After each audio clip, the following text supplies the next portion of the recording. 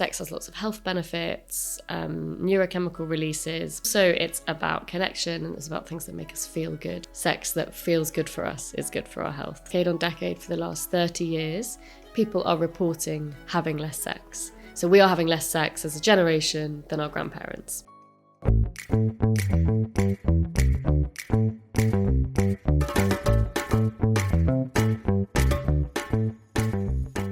This is Catch-Ups in My Kitchen, the catch-up you need every week in order to look, feel and be the best version of yourself.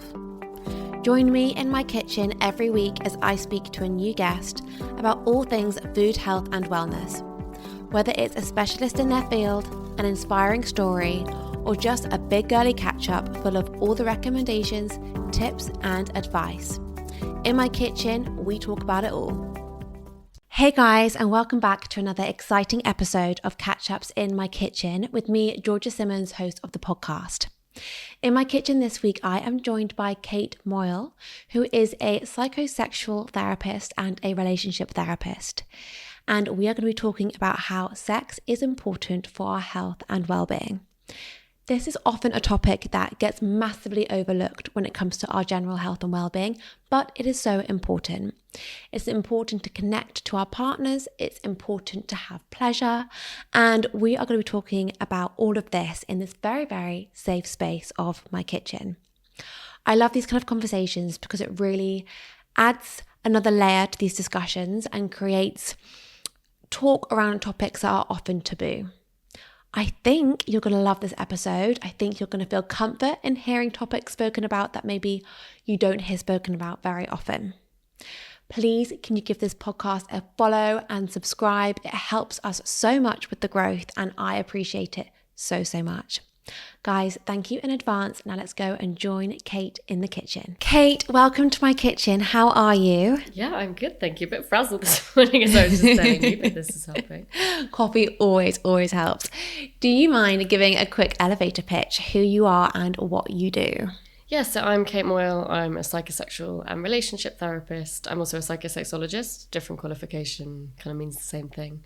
I authored a book called The Science of Sex, and I host a podcast called The Sexual Wellbeing Sessions. And then alongside my therapy work, I consult with brands and as an expert for brands in the sexual wellbeing space. So I work with a sex toy brand called Lalo as their UK kind of sexual wellbeing expert.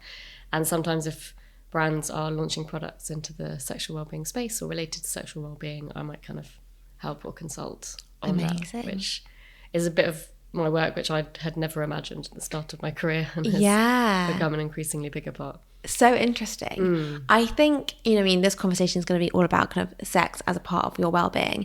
And I think often we don't think the two aligned, but they are. So I'm so excited for this. We do have a quick fire round to kick things off though, all about food. So what's your favourite restaurant in London? I love Wild by Tart. I love that. I've been with my friend and we keep saying we need to go back. It's so good. It's in Victoria, and so lots of my friends live kind of scattered all around London, so it's quite a good place for us all to meet. And I've just never had a bad time there. I'm always like delicious cocktails, great food, lots of sharing things. But I just have a great time every time I go there. Yeah, I completely agree. Which is one wellness brand or product you can't live without? I love Naydea. They are a brand that I've worked with, but they're kind of head to toe skincare for women through all different stages of lives.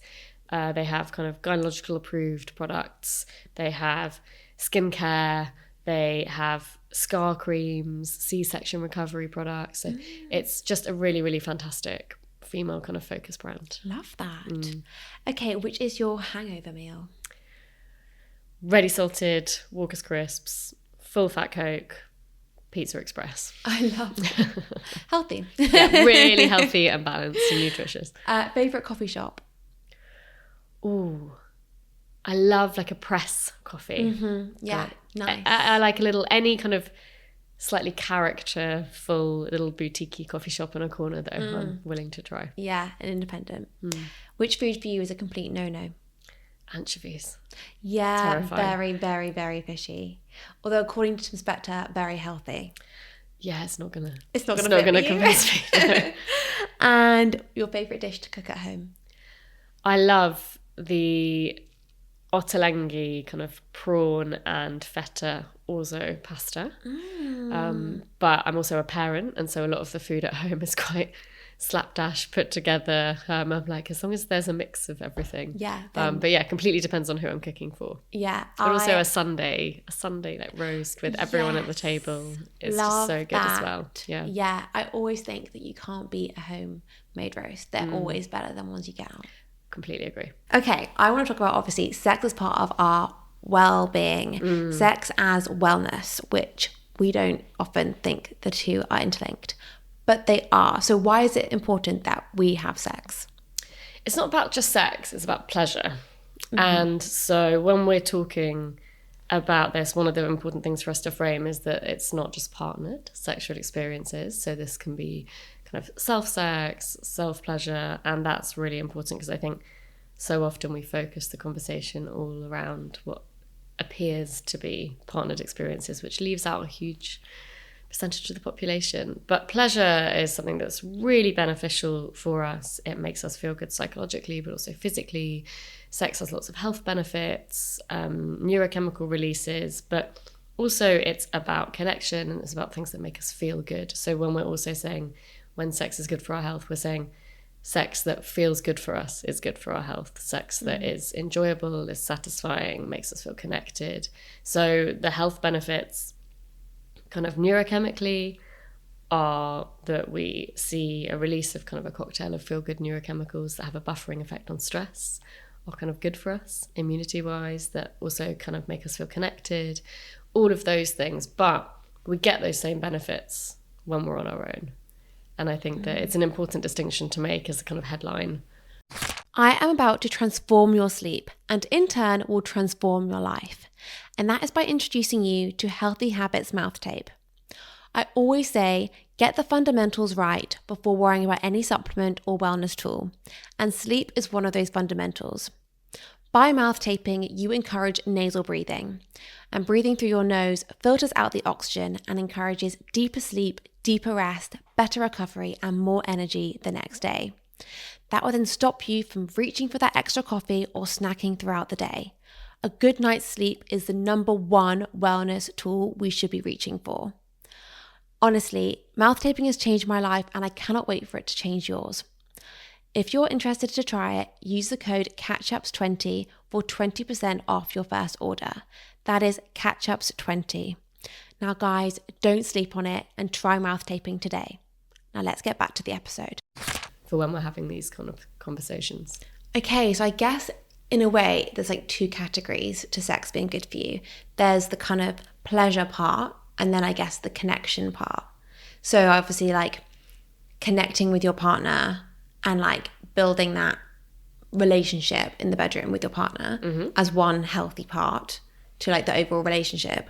And then there's the kind of like pleasure part that you feel individually and the benefits that has on you. Yeah, absolutely. And also we talk about sex as both psychological and physical. And if you think about it in the most basic of terms, it's never just the what of what we're doing. Sex, even if we are having what we would call kind of meaningless sex or sex with a partner we're not emotionally connected to, it still has a meaning to us, what we're doing and how we're enjoying it or what feels good for us or not. So we look at everything through a lens of what we call in my world kind of biopsychosocial.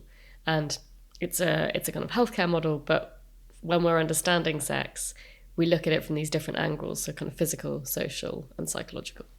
Interesting. It kind of leads me on to thinking a bit about like, I mean, I think boys find it easier to kind of do one night stands than girls. And so they can remove all those parts from their brain almost. It's very much like, it's not about connection. It's just the what almost. It's not a part, like the rest of it doesn't factor into that action. Whereas I feel like girls probably, I'm really, really kind of being black and white with it, and then there's many crossovers, but girls probably need more of the other elements to kind of pad out the action. I think that's a very socially dominant narrative and idea. As it actually in practice, we don't necessarily see that it's so binary, so clean cut. And there are lots of social things that exist around that. So ideas around things like body count, that it's different for the different genders, or that it's differently acceptable for different genders, that and whilst some people might get more emotionally attached through sex, it's not always that gender specific. And a lot of people might say that in order to have sex with someone, they need to feel emotionally close. A lot of people might say they're using sex to make themselves feel better. For some people, it might just be something that they feel less inhibited by.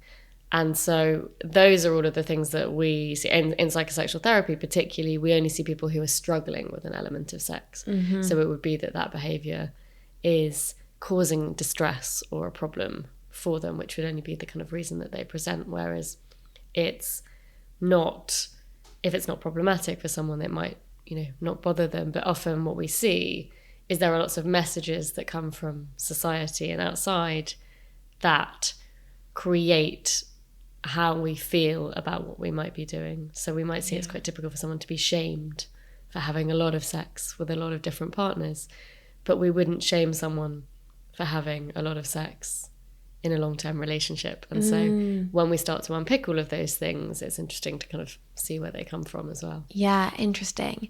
So when we met, we were at an event, and I remember you saying that we're having less sex generally now than ever before. That's quite a statement. I remember when you said that, I thought, oh my God, why is that? Why are we finding that we're having less sex than before? Yeah, so what we've seen is that the NatSal survey, which is the biggest survey that we have of sexual attitudes and behaviours, is conducted every 10 years.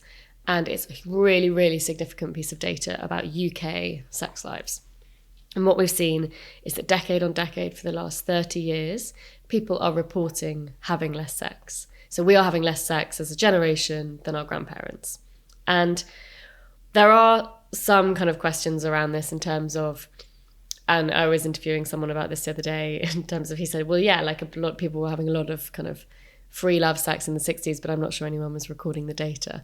And so, but what we are seeing is that is happening. The biggest finger I think that we can point at is the role of technology in our lives. If you ask most people what they're doing in bed, most people would, if they were being honest, say that they're on their phones. Mm-hmm. And so we see that is a real kind of barrier being put into place. It is an attention grabber. People are looking into their screens and each other's eyes. They're not kind of touching. They're preoccupied. They're kind of in the same space, but quite separate. And I think that it is a huge thing, but I think that also life is really busy. And sex needs headspace. It needs physical space and headspace. And I think that there's a huge change that we're seeing around that. And we're seeing a lot of people saying sexual anxieties are high, mental health obviously is much more of a problem, but it's much more of a reported problem. People have always had struggles with sex. People have always had struggles with mental health. People have always had these kind of struggles, but the conversation is happening at a different level. And we're seeing a huge increase in all of those things being reported. So interesting, because I also feel like phones create comparison as well when it comes to sex. Why? Can you touch on what you're seeing in terms of how that's happening and how that's impacting people's sex lives? I think it's the assumptions, actually. So if you took your standard kind of couple on Instagram, they look great, they're on holiday, it's kind of continuously couple focused, happy pictures of them doing all these great things. Whilst it's not a conscious assumption, underneath your assumption is they've probably got their sex life quite well worked out as well. They're probably having great sex. They look like they're really happy. That probably comes as a part of that. We assume sex is happening when we think that relationships are healthy or good. Those comparisons kind of trickle down in lots of forms, whether it's about body confidence and body image, what we think people might be doing, our version of what we think they're doing versus what we're doing. And one of the biggest things that I see when I'm working with people that have got sexual challenges and sexual problems is that they feel like they're the only one struggling with it. That has massively, massively changed in the 10 years that I've been practicing, but it is still a very isolated discussion. We kind of talk about sex, a lot of people would say they feel like sex is everywhere at the moment. You know, we've just had Wuthering Heights come out, Heated Rivalry, like all these kind of big conversations that start sex. But we don't see lots of discussions about sexual difficulties and sexual problems happening, or we assume that's something that happens to other people. And that really then catches us off guard when it happens to us. I mean, the event that we were at, I was so shocked by the amount of stories that people were sharing. And I was like, it's kind of the first event I've been to where Sex was the headline. Sex was the headline, and people were just voluntarily sharing their stories. And then it was like a domino effect. One person would share a story and everyone else thought, oh my God, like you just said, I'm not the only one. Yeah. And then they'd start, and everyone was getting such a release from being like they weren't the only ones. And it was amazing. I was like, what is going on here? I couldn't believe it. But I guess you're right. It's that kind of, no one wants to be the first person to raise a hand and share a story or voice a concern. But then when you do, you're comforted by the fact that you're not the only one. Yeah, and it was a really interesting event, actually. We were talking about hormonal health and well-being and sex, and that doesn't always happen at those kind of events, but as you said, it was a real domino. And I think everyone took risks in the room that evening. But there is something about the solidarity. And also, when we think about sexual problems, they're very hidden, and there's a lot of shame around intimate health, pelvic health, vaginal health, vulval health, penile health.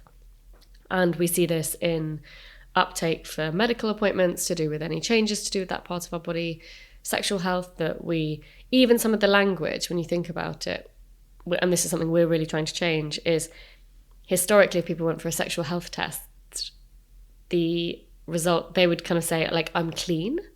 And actually what that infers is that if someone has an STI, that they would be dirty, which is not the case. It's an infection. Yeah. And many of us will have many infections throughout our lives. And just things like that, we don't think about in such a clear way, but they're quite nuanced. But I hear from people all the time phrases like broken. They're like, what's wrong with me? Am I broken? Am I ever going to be fixed? And this is the kind of language that we hold around sexual problems that we don't hold in the same way about other areas of health and well-being. And that is, I think, a huge nuance that we work with, and a huge thing that we work with in psychosexual therapy, because that is about socially what we believe. And if your arm was broken, you wouldn't take it on as such a personal failing. No. But with sexual problems, we deal with the problem itself, and then a huge amount of the psychological work, feelings about us as a partner or someone to date, a man, a woman, a person, our identity, and some. And it's this much bigger thing than someone struggling with an erection or finding penetrative sex uncomfortable. And that's the stuff that we have to really kind of work with. Yeah, I guess, the first question was like sex as part of well-being. But I guess what that trickles down to is like kind of your self-worth and also your confidence, and also how you feel in your body and all those things. Because I think if you're struggling with your sex life, you're probably in turn, because of all those feelings, struggling with your confidence. Absolutely, and it's bidirectional. So I might be working with people who are experiencing really high levels of anxiety about lots of things. Dating is a perfect example. And when we get under it a bit, they have been struggling with sexual functioning. And so the fear is that going into a dating scenario where they might potentially really like someone and might want to have sex with them feels terrifying, because they're worried about if sex doesn't go to plan. And so we then see this backtracking, because that feels completely out of their control and something that they are really struggling to change and to do something about. And that might be presenting as generalized anxiety or a struggle around lots of it. But their friends might be being like, are you okay? Like, you don't seem like yourself. They're pulling away from their friends because they don't feel like they can be honest, or their friends saying, like, let's just all, go out, and I really want you to meet this guy from work, or whatever it is. And these are the kind of barriers that we put in place. And also what we can see is that mental health and well-being can have an impact on our sex lives if we're not feeling like ourselves, if we are struggling with body confidence, if we are feeling really low, if we're really distracted, if we're super stressed. Not only is there a nervous system impact going on, but we struggle to be in our bodies, to be in the moment, to feel good, to feel motivated. So this bi-directional relationship between mental health and sexual well-being is huge, and obviously how we feel about our bodies and our physical health also kind of comes into that. You know, people with chronic health conditions, chronic pain conditions, sex is really difficult. It can also be something that they really miss, or something that they really have to adapt, or something that feels so laborious, you know, the invisible work of being able to have sex, which is the thing they want in a loving relationship, which otherwise they get everything else they want from.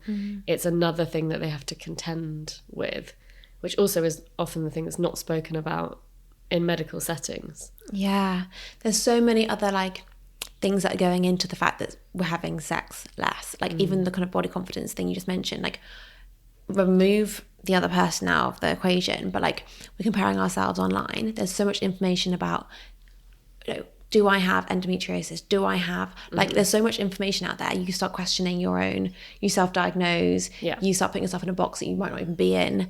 You're kind of constantly self-analysing your body in comparison to things we're being told on social media, things we're watching online. That then plays into the confidence card pile. And then you've got the distractions of being in the bedroom, being stressed with work, the work boundaries being so flexible now that you haven't just got your kind of 9 to 5, like the 5 doesn't end there. There's constant emails, notifications.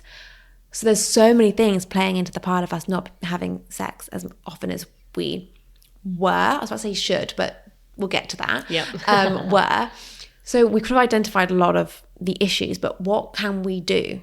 Like, how can we individually, if someone's listening and they're like, oh God, I think I relate to a lot of what's being said here, what can someone do to help themselves in this situation? Yeah, I think the first thing we have to do is be aware of it and to address it. And this won't change itself. And honestly, if I could tell you how many times people have said, I just thought it would sort itself out. And I think that ties into everything we've already discussed about how we don't feel like the answers are obvious, or we feel embarrassed by having to look for solutions, or we don't feel we should admit to a sexual problem.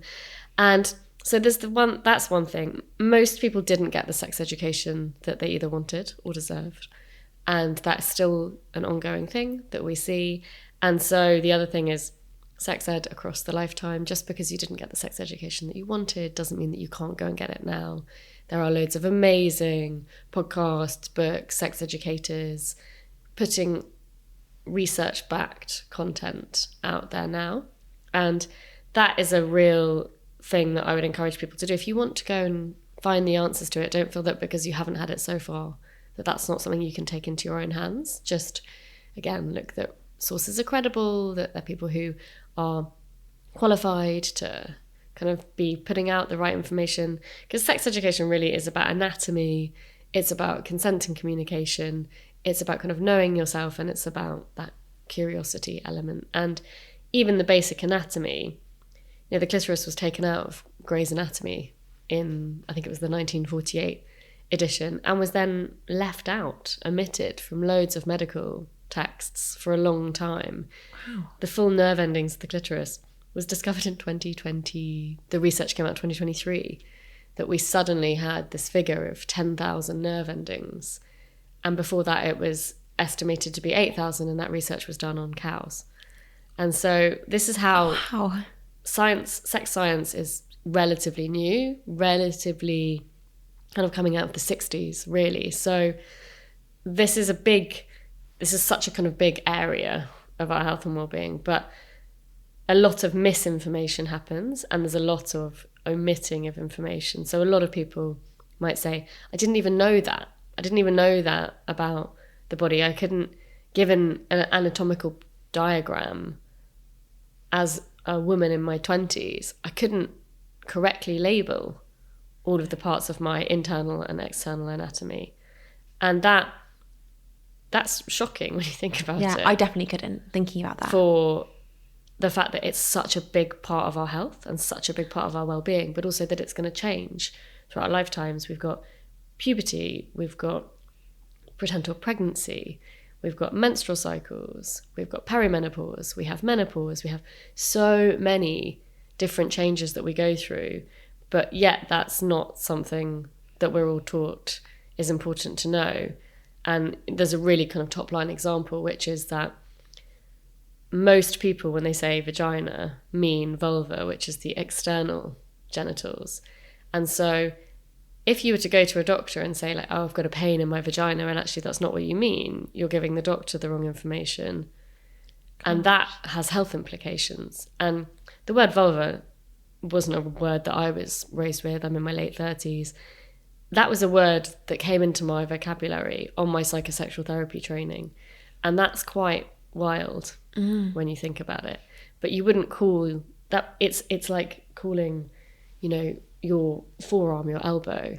And this is the stuff that we should be equipped with. Like body knowledge was a whole chapter in my book, because we should be equipped with that kind of information, because then when we know that changes happen, for example, gynecological cancers, we can say, do you know what, I've got a lump or itching or soreness on this part of my anatomy, and our doctor has accurate information, and we have accurate information about what that might be. And those are really important conversations. Anyone who wants to know any of the symptoms of the 5 gynecological cancers, go to the Eve Appeal. They have amazing resources, amazing Instagram content, images of different skin colours with the different kind of types of changes that we might see. But that should be standard knowledge that we're being equipped with. Yeah, like we're all now wanting to do blood tests to work out if we are deficient in certain supplements, but yet we don't even know the fundamental names on our body and body parts. That's actually crazy. Like I never knew that there was something on my body called vulva. That was not part of my vocabulary at all, which is crazy. Yeah. That we don't know that. Yeah, it's mad. And if it wasn't to do with our genitals, that wouldn't be the case. So I guess what we're also saying is, like, sex has been such a taboo topic for so long. It's just been brushed under the carpet. Like, no one's wanted to talk about it. Again, you know, we mentioned this event, but one person spoke up, everyone then spoke up. But, like, that person was so brave to then make that first, share their first story. Yeah. But, like, it's been such a topic that people don't talk about because it's, I don't know, deemed as... Well, I don't know why people don't talk about it, because it is something that we all do. It's something that's very normal. All animals do it. But yeah, people get kind of, they start laughing, they feel embarrassed talking about it, and then as a result of that, we don't know the information that we should know. I think the British humour is also quite embedded into how we talk about sex, but the little and often normalising important healthcare-based conversations about sex aren't really happening, and there's a huge disparity in how often people are struggling with sex and how often people are talking about how much they're struggling with sex, which is why things like psychosexual therapy have huge waiting lists, are really in demand, because they are private spaces where people can talk to a professional about it. But the NHS waiting lists are huge for psychosexual therapy, and private waiting lists are huge for psychosexual therapy. And it's a bit why I do lots of things like this, because a lot of people don't need to be in psychosexual therapy to get the help that they need, but actually they need the correct information and resources to know what and how to do it. And kind of following up from the conversation around the health side of it, we see such a delay sometimes with issues to do with our genitals or sexual well-being. And please, if you're having any symptoms that you're worried about, bleeding, you know, itching that's ongoing, any lumps or any pain during sex, please go and see your medical practitioner. They are not going to be embarrassed about the fact that you're taking it to them. They would much rather that you go and get something like that checked than that you don't because you feel embarrassed. And it's just, try and think of it. If it was somewhere else on your body, you probably wouldn't feel the same way. I guess another big part of this is like having the confidence to talk to your partner, because a lot of these wait lists are probably there because people haven't had the conversation yet with their partner, and a lot of these issues will probably be resolved if they did but often that can feel so scary and overwhelming. Mm-hmm. How do you help people to have those conversations? Because it's quite hard. Yeah. How do you advise them to start those conversations? Yeah, I mean, one of the things is we have to accept that they're probably going to be a bit uncomfortable, that we might not know how to have them, our partners might not know how to have them. Lots of people might have been having sex for years before they start actually talking about sex, or they might go through a change in contraception or a medication, or have an injury or a pregnancy or a fertility, you know, we can go on and on with that list. But we don't typically talk about sex until there's a problem with it. And just because, whereas I would argue that talking about sex is actually probably one of the biggest things that we can do to prevent problems with sex. And I think that we need to learn how to approach it. My suggestion is to do it at a time that you're not about to, having just had, or before sex, but actually to do it in a non-sexual environment. And using something like a podcast can be a great thing, or an article, or a series that you've been watching. So just to say, oh, like, you know, that was really interesting that they said that. What do you think about that? Or just using something to jump off can be really helpful to knowing where to start. Because I think the where to start thing is the thing that people get most stuck on. Yeah. And also the fear is, why are you asking me that? Like that is most people's, won't they think it's weird that I want to talk about that? And actually that's the stuff that we need to break down bit by bit. But it might be uncomfortable at the start, but it's uncomfortable because it's unfamiliar and it's unknown. I guess if you're having it, and if that conversation at a time where you're about to, or just before, or like in the bedroom, it can feel very like attacking, and the natural reaction to the other person is probably like defense. Or it can feel very like the other person will feel very vulnerable, so you're probably not speaking to them at a very good time. Their reaction will be different to if you were in the car, for example, or listening to a podcast. So many conversations happen in the car or on a walk because people aren't facing each other, so they're side by side. So there are so many conversations about sex that happen in the car. I don't think it's a bad thing. No, also you can't leave the vehicle, so you've got to talk it out, which is, I guess, a good thing. What about kind of films? You obviously mentioned Wuthering Heights and kind of porn, because I feel like these films are amazing. I mean, Wuthering Heights is a fantastic film, but like, does that impact people's views on how their relationship should be, how their sex life should be, etc.? Yeah, absolutely. We get so much information, like we do everything. You know, one of the first things that you talked about was social media. We get so much information from the mass media, and we absorb so many ideas about relationships, about norms, about sex from what we see. And pornography is one side of it, but absolutely Netflix series, you know, think about rom-coms, how they set up so many expectations for dating and relationships, and Disney, for example. And we get so much information about that, about how we think things should be. Now, what we have seen is the introduction of intimacy coordinators into lots of these series now, which means that they are making sex more real, that we see consent happening. Normal People was the perfect example. So in lockdown, so many people were watching it, they were checking in with each other, it was more gentle, it was a bit fumbly, they couldn't get their trousers off, they talked about using a condom, like that was an intimacy coordinator kind of doing a lot of that was in the script. But historically it was everyone ripped off their clothes, they were having sex, but everyone was orgasming in kind of sub 30 seconds in the missionary position. Like that was the kind of Hollywood version that we saw. So intimacy coordinators are not only making the kind of acts of sex or the acting of sex safer for people on set, and there are guidelines to do that, but it's also about it looking possible and realistic. So certain sex positions, for example, historically would have never been possible actually if they were people really having sex in real life. But if people then go and try and reenact what they're doing and it doesn't work, they'll think, what are we doing wrong? Because it looked like they were doing it there. And so there's a translation that's going on with the use of intimacy coordinators.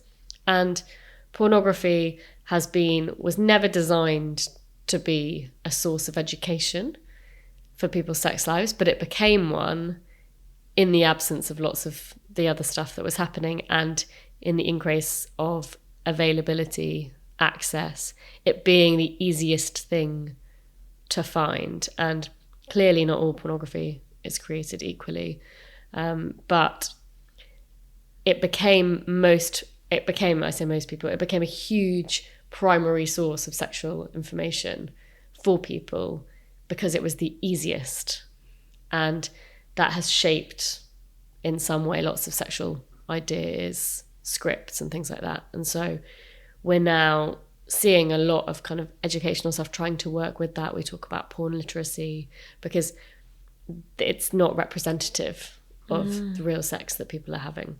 They are actors. It's crazy. I mean, you know, and one thing you mentioned at this event again was like what's normal and what's not. And I corrected myself for saying not should, but because I believe there isn't a normal, there isn't a expected. Like I was listening to a few podcasts you've been on, and one question you often get asked is like, how many times should we be having sex a week?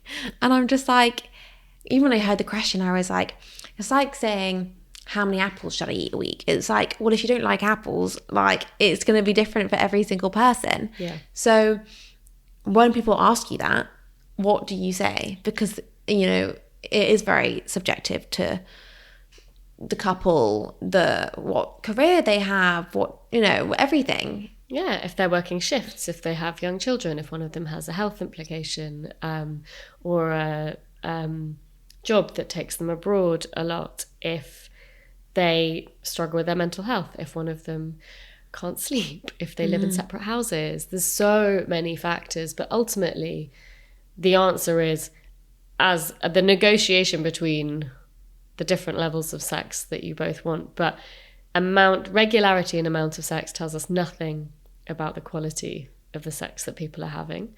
And that is the thing that arguably is more important to focus on. Is this sex satisfying, and are we both enjoying it if we're talking about partnered sexual experiences? And it can become a real red herring because, again, a lot of the social scripts around sex that we might not question until we start questioning them are the assumption is that more sex is better, and that therefore the assumption is that less sex is worse or is an indication of something not going so well. Yeah. And when we think about those kind of ideas, we're like, okay, well, that's quite an interesting thing for us to start to question, but also that also lines up with what we see as typical patterns in relationships, which is that at the start of relationships, typically, not always, people report having more sexual experiences, and that changes over time. But at the start of relationships, everything is on your side sexually. The novelty, you don't really know each other, you're curious, you throw everything into that relationship, you probably drop other things that you do in your life to focus on that. You are trying to get that person interested, they're interested in you, everything is working with, and that's also how you're getting to know each other. And once that kind of settles down and the stability, the predictability, the routine kind of comes back up, then we see those things kind of weighing up against each other. It doesn't mean that the quality of the sex is changing. Actually, what we sometimes see quite a lot of the time is that people are reporting that the quality of the sex they're having is improved. But it is also a real shift in types of desire from something that feels really spontaneous, quite in the moment, quite charged, to something which is more responsive.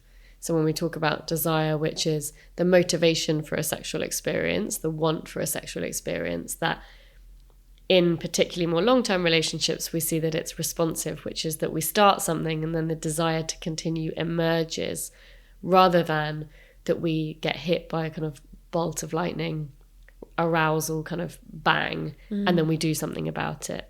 Yeah. And at the start of relationships, everything that promotes spontaneous desire is happening. So there's a lot more kissing, a lot more touch, we're giving each other a lot of eye contact, a lot of attention. All of those things are opportunities for sex to spring from, and opportunities for desire to be triggered. And inevitably, because real life happens and we have to kind of share out our negotiation, all of those things. But we see that changes, particularly in long-term relationships. Yeah, that makes a lot of sense. What about libido? I feel like obviously with the fact that we're not having as much sex as before, I'm sure that also means that people's libido has dropped. Remembering sex is always in context. So anything happening in the rest of our life can impact sex, and vice versa. So desire, which is our motivation or our want to be sexual, can be impacted by anything. If our sexual experiences are generally positive, are we experiencing pleasure from them? Are we completely overwhelmed? Are we feeling fearful about our relationship?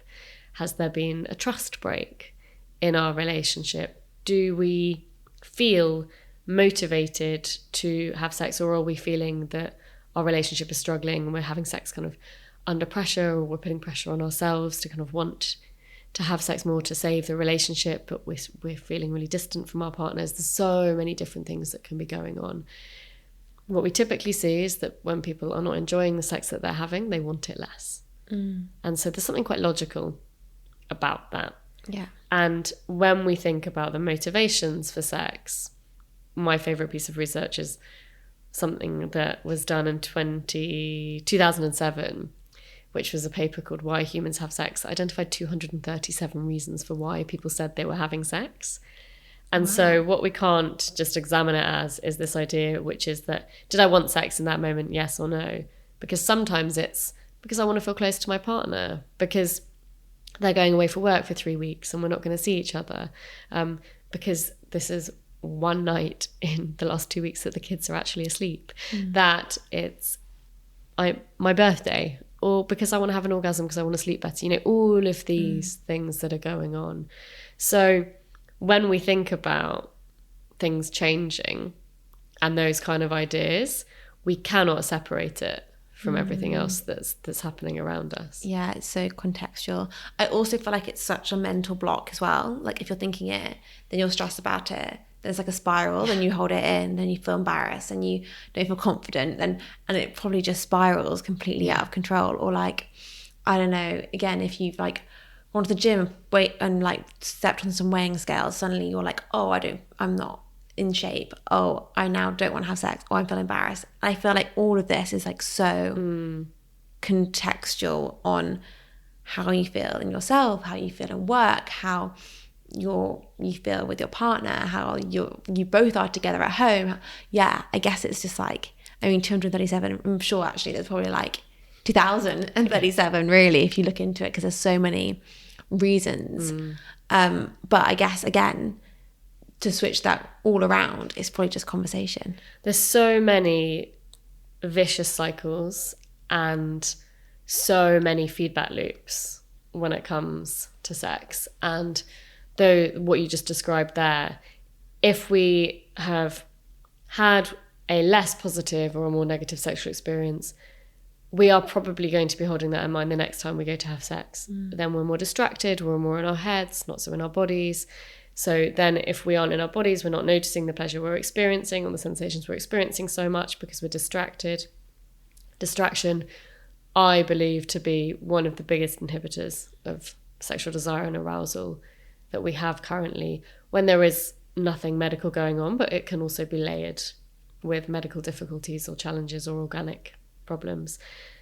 But then if we aren't focusing on the arousal that we're experiencing in our body, or the pleasure we're experiencing in our body, the sensations, we're distracted, and then we might not be feeling as turned on physically as we usually do. And then we start thinking, okay, why am I not feeling as turned on as usual? Or this feels like it's taking longer than usual. Does my partner think it's taking longer than usual? Okay, well, maybe are they going to think that there's a problem? And then already you can see how your thoughts are kind of way off over here, and you're actually not remotely kind of in your body at all in that moment. And these are how these things start really, really quickly. And we talk about non-concordance, which is basically kind of when mind and body are not aligned. Yeah. And so you can kind of feel split, like your head is somewhere in your body or somewhere else when it comes to sex. And all of these things can play a massive part in then us feeling disconnected from our partners, not experiencing the pleasure that we're used to. And distraction is I believe a huge kind of part of what's responsible for that. Yeah, in a way, your sex life is a good indicator on how you're feeling in yourself. There's a triangle of what we call good conditions for sex, and this is in a really good colleague and friend of mine's book called Dr. Karen Gurney. It's a fantastic book called Mind the Gap. But what we talk about are required for our conditions for good sex: psychological arousal, physical stimulation, or the right kind of physical stimulation, and being in the moment. And there is plenty of research which suggests the benefits of mindfulness practices and techniques for your sex life. And it's really key because it brings everything together. And we talk about spectatoring, which is when people are having sexual experiences, and a bit like in the films when the camera's on the ceiling looking down and the person kind of feels like they're off somewhere else. So many people report that. They're like, I was physically there, but mentally I was somewhere else. And that can happen for many number of reasons. But you are not kind of in the moment with sex when that's happening. And it's the meeting of these three things is kind of what we want people to have, and what people report having in really positive, good sexual experiences. If you ask people what they're thinking about when they have a really good sexual experience, they'll be like, I wasn't really thinking about anything. Yeah. I was just really enjoying myself. I was really in it. If I ask people who are having negative sexual experiences what they're thinking, they can give me an entire list of things that are running through their head. Yeah. And it's a really top line kind of obvious example, but these are the conversations that I'm having with people in my therapy room a lot. I also think it's because we now have the shortest attention span. Yeah. Like, we need to like hook people in with our content in like 0.1 second, otherwise they're going to scroll past. Like, we have constant stimulations. We have information overload. We have notifications buzzing constantly. As an email, I've got an Apple Watch on. I've got, there's so much going on that like people will say, we're never bored anymore. Yeah. And it's amazing to try and make yourself bored. It's actually really, really difficult. So again, it kind of leads into this, like, distraction. We're not used to having just to focus on nothing. Yeah. And be in the moment. It's really, really, we're hearing meditation mentioned all the time. We're hearing breath work mentioned all the time because, in Wellbeing, everyone's trying to center, everyone's trying to ground, everyone's trying to come back to themselves, which I guess is massively leads into what you're saying about distraction.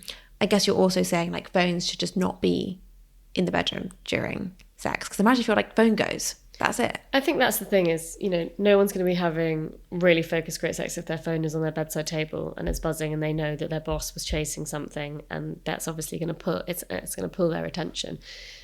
Distractions can happen in external forms or internal forms. It can be our thoughts, or it could be the doorbell going, or it could be us kind of getting cramp. There's so many things that could be going on.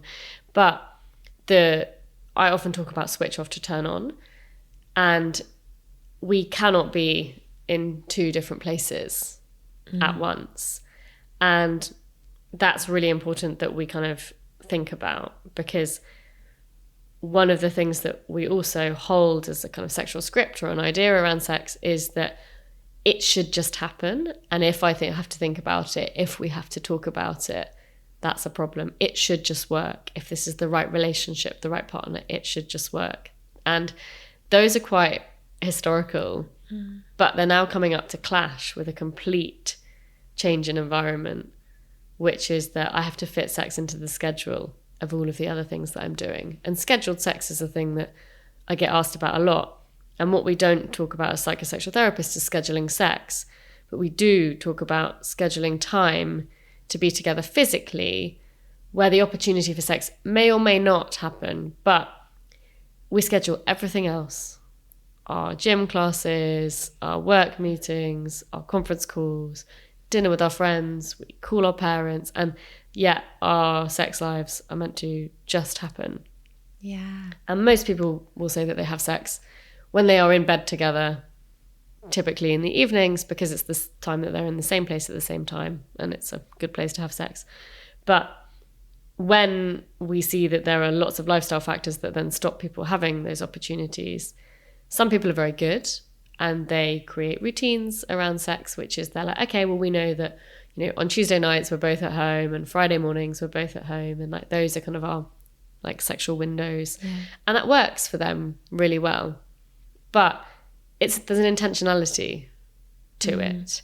You put factors like work calls, young children, pets, hilariously, seem to interrupt sex a lot, into the mix. And you are contending with all of those additional lifestyle factors.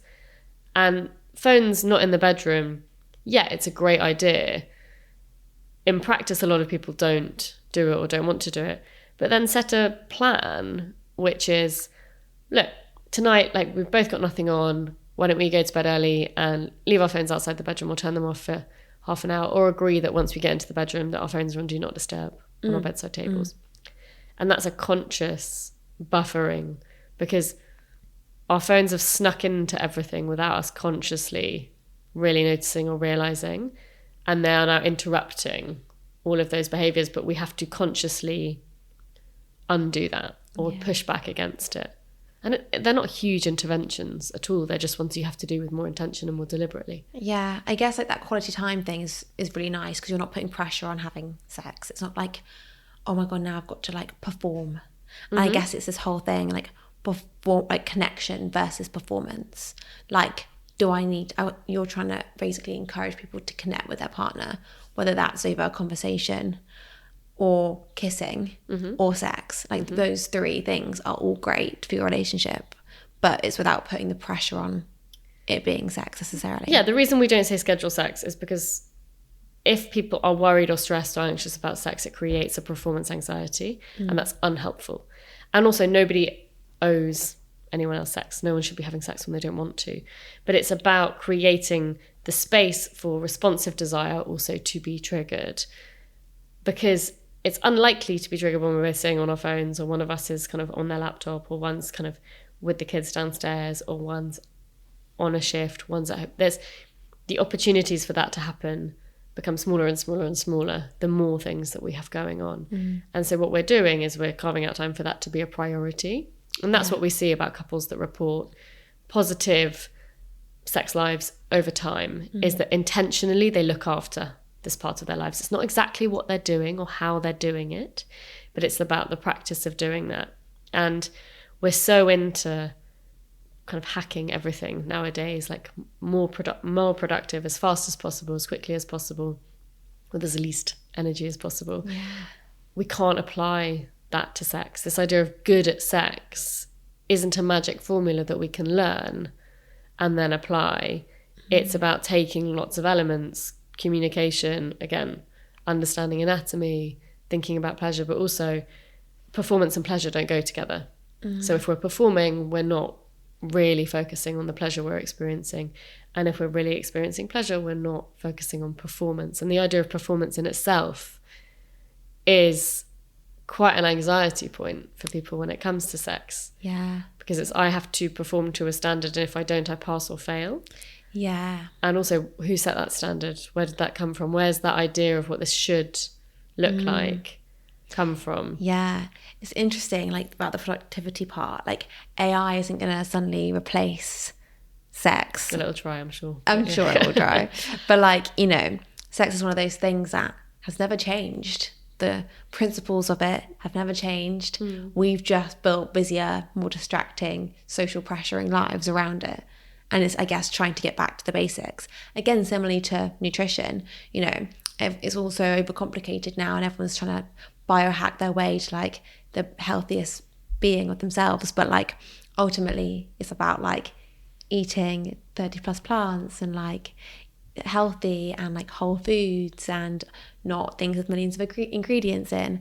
It's kind of going back to those kind of basic principles where it's like, if you spend quality time with your partner with no distractions, it will probably maybe happen. Or if it doesn't, like, you spent nice time together. I guess it's those kind of basic principles. Yeah, there's so much noise around it all, but also there are also plenty of couples who have what we call really good sexual currency, which are all of the things that you do with a partner that are not the act of having sex, but positively contribute to your sexual connection, your sexual relationship.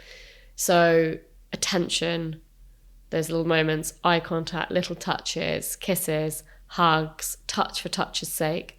All of those things work together to make you feel like the possibility is there. What we typically see, particularly in therapy, is where that possibility, or where that sense of when the situation or the context is right, I assume that when the context and the situation is right, that sex has the potential of happening. And when I say sex, I don't just mean intercourse, I mean any type of sexual experience. When people lose that, that is when it becomes really problematic, because they lose the faith that it could happen. So people, let's say with really young children, don't assume that they're going to be having the best and most regular sex of their lives. Everything else is out the window while they keep tiny little person alive. And they're like, do you know what, we'll come back to that when things have changed a bit. And that is a perfect example of, we have an understanding that there's a big shift that's happened. But when we don't have an explanation for it, that's also when our minds kind of start to go a bit crazy. When we start to worry a bit more, we start to become more preoccupied with those thoughts, particularly if we don't feel like we know how to approach it with our partner or talk to our partner. So then we're both working with our own versions of what's going on. They're typically going to be more negative, because we're very self-critical as humans. We focus on the negative, and we're going to be spiraling, and the two of us, ironically, kind of separately and actually coming together and addressing it, being like, what do you think's going on with our sex life at the moment? Or I've noticed that sex has really changed, or we used to have sex more regularly, and it feels like we've lost like a bit of that. Like, is there something you think we could do about it? Are you feeling worried about sex? Anything we think we should do differently? Those shouldn't have to be huge, scary conversations, but starting them feels big and scary sometimes. One of my questions was around like compatibility. Like, is there such thing as being sexually compatible, or can anyone be sexually compatible if they just communicate? I love this question about sexual compatibility, and it's something that's coming up a lot. And I interviewed someone called Dr. Justin Garcia a few weeks ago, who's just written an amazing book called The Intimate Animal.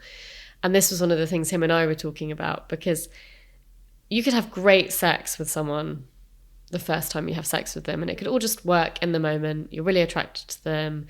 They kind of seem to get you, and you seem to get them, and it's like a click, basically. But we have all these words like chemistry, spark, things like that. You don't hear people in long-term relationships talk about spark. It's just not a thing that we hear them talking about. And that was something that I heard Emily Nagoski, who is an absolute icon in my world, talk about. And I was just reflecting on how it's so true. They're like, oh, we've got so many other things. Like, spark is not the thing that we're kind of seeking anymore. But compatibility is so many different things. I would argue that yes, maybe by law of averages, you could have great sex with some people, and then you might have a slightly disappointing first experience with someone. That doesn't mean that can't change. And I would argue that the ingredients to compatibility are a bit like the ones we talked about earlier, kind of curiosity, being able to communicate it, and openness to changing something or adapting or trying. And maybe some people might never be able to do that. And does that mean that they were incompatible? Or does it mean that they weren't willing to try things, or curious enough, or didn't feel able to be open enough to seeing how things could be different? Yeah. Maybe. I'd argue that's probably more of it. Yeah. I feel like that seems right. I feel like if you're willing to be compatible and try, it's because there's other parts of the person that like you're intrigued about. Maybe sex is like taking a back seat for a moment, but like you have great conversations, you have the same hobbies, you're like, oh, you know what, we're so aligned, like the sex will just come because I'm willing to like make it work. Whereas like if the sex isn't great and you don't really have similar hobbies and you actually find the person really irritating, then you're probably not going to then work on sex being good. So I guess there's so many elements to it. And there are so many ways that we can work on sex also without it feeling like work. Yeah. Introducing novelty, trying new things together, trying things outside of sex, which mean that you start to see your partner in a different light. There's curiosity is such a big element of that. But one of the big beliefs that we see really challenges people in sex is this idea that sex changes. So often we feel that we have this idea of sex and that it's a fixed entity and that that's just how it will be and should be forever going forward. I would argue that sex is something that's constantly adapting and evolving and changing throughout our lives. Yeah, around your lifestyle and around you, like we change. I think change, I've always said, like, change is health. Like, being open to change is healthy. Wanting to change is healthy. Like, consistency is like, there's no progress there. There's no movement there. Like, every day we move forward. As a result of that, we change. And as a result of that, things change around us. So that makes complete sense. I feel like if it was the same, that would then be boring and it would then change. Like, I think change is definitely important. Kate, I honestly feel like we could talk all day about all of this because I feel like there's so many layers to like having, quote unquote, the perfect sex life for you. But we do have a final question, which is, what is in your handbag? This is the chaos that's in my handbag. It's actually quite organised here. I always have my diary. So Which matches the bag. I know, unintentionally, actually. Gorgeous. But I have a full paper, I'm very old school, paper diary. I have every hour mapped out. I love that. So that always means lots of pens floating around in the bottom, sunglasses, always, AirPods, makeup bag. Nice. These I love. They're called Forehead for when you have headaches and you're kind of out and about. It's like a kind of herbal remedy. I love that. A wallet. Nice. Which looks like a Duracell battery. Love. And always a lipstick. So these, hilariously, and lots of hair ties, are the brand I work for, Lelo, the sex toy brand, have a sideline business, which is a beauty business, and they are the most amazing lipsticks I have ever seen. So I have one of these in every colour, kind of always floating around in my bag if I'm kind of going from meetings to out. Nice. And then hand sanitizer by This Works. I like this one. Oh, I love that brand. In London. Yeah. I've worked with them. They are the nicest brand, completely lovely, and I love all of their products. They are such a nice brand. I love their lavender spray. Yeah, the sprays are so nice. I had a second brand in the quickfire questions. This Works would have been the second one. Oh my God, yes. And then my phone and keys. So boring things otherwise. Love that. Well, Kate, thank you so much for joining me in the kitchen. I feel like being in the kitchen is like a safe space to have this conversation. And I feel like this conversation needs to happen more. Like, people need to just chat with their friends, like open up about their sex life. People don't talk about it enough, and it is a very important part of our health and wellness. So I think thank you for opening up the conversation on here today. It was so nice. Thank you. And yeah, I mean, for me, not everyone has to talk about sex and their sex lives all the time, like the way that I talk about them, but it's knowing that if you feel that you need to, there are places and spaces and ways that you can do that. And for me, one of the biggest things I really, really want to challenge is that if you are struggling with any aspect of sex or any aspect of your intimate health, that there are so many things that you can do to help yourself, because the biggest thing that we're trying to challenge, I think, in these conversations in our work is that you're not the only one struggling with it, and therefore this isn't something that you kind of need to shoulder on your own. And actually, all of those feelings make these things so much worse. Yeah. And so if there is anything I could say to people, it's go and listen to a podcast about sex, pick up a book, and these aren't things you have to action instantly. They're nothing you have to, there's no pressure to do anything, but just find your own quiet way of starting to explore the topic in a way that's helpful for you. Because I think for me, the distress that comes from these problems is such a huge and actually quite unnecessary part of them. No, you're so right. You're so right. I think having that time to like discover it yourself is really important. Yeah. So thank you so much for sharing it all.